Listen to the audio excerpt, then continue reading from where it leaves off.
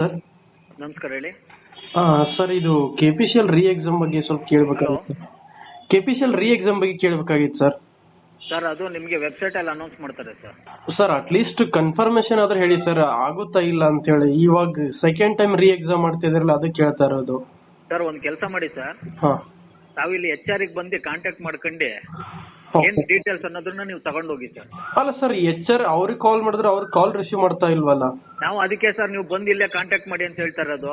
ಅವ್ರು ನಮಗೆ ಹೇಳಿರೋದು ವೆಬ್ಸೈಟಲ್ಲಿ ಅನೌನ್ಸ್ ಮಾಡ್ತೀವಿ ನೋಡಕ್ಕೆ ಹೇಳಿ ಅಂತ ಹೇಳಿದ್ದಾರೆ.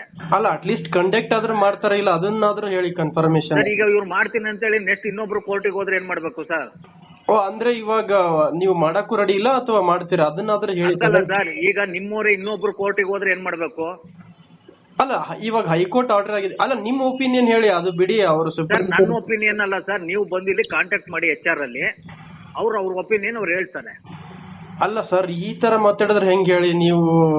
ಈಗ ನಾನು ಅದ್ರ ಬಗ್ಗೆ ನಾನು ಡೈರೆಕ್ಷನ್ ತಗೊಳ್ಳಿಕ್ಕೆ ನಾನು ಹೆಡ್ ಆಫ್ ದಿ ಡಿಪಾರ್ಟ್ಮೆಂಟ್ ಅಲ್ಲ sir. Head of the department ಅಲ್ಲ, ನಾನು ಕೇಳ್ತಾ ಇರೋದು ಎಸ್ ಸರ್ ನೋ ರೀ ಕಂಡಕ್ಟ್ ಮಾಡ್ತಾ ಇದ್ದೀರಾ, ರೀ ಎಕ್ಸಾಮ್ ಕಂಡಕ್ಟ್ ಮಾಡ್ತಾ ಇದ್ದೀರಾ ಇಲ್ಲ ಅಷ್ಟೇ. ಅವರು ನಮಗೆ ಹೇಳಿರೋದು ವೆಬ್ಸೈಟ್ ಅಲ್ಲಿ ಅನೌನ್ಸ್ ಮಾಡ್ತೀವಿ ನೋಡ್ತಾ ಇರಿ ಅಂತ ಹೇಳಿದ್ದಾರೆ. ನಾವು ಅದು ನಿಮ್ಗೆ ಹೇಳಿದೀವಿ. ಓ ಅಂದ್ರೆ ನೀವು 2 ವರ್ಷ ಬಿಟ್ಟು ಅನೌನ್ಸ್ ಮಾಡ್ತೀರಾ? ಹಂಗಿತ್ತಂದ್ರೆ ವೆಬ್ಸೈಟ್ ನೋಡ್ಕೊತೀರ ಅಲ್ಲಿ ತನಕ ಕಾಂಟ್ಯಾಕ್ಟ್ ಮಾಡಿ ಸರ್. ಏನ್ ಮಾತಾಡ್ತೀರಪ್ಪ ನೀವು?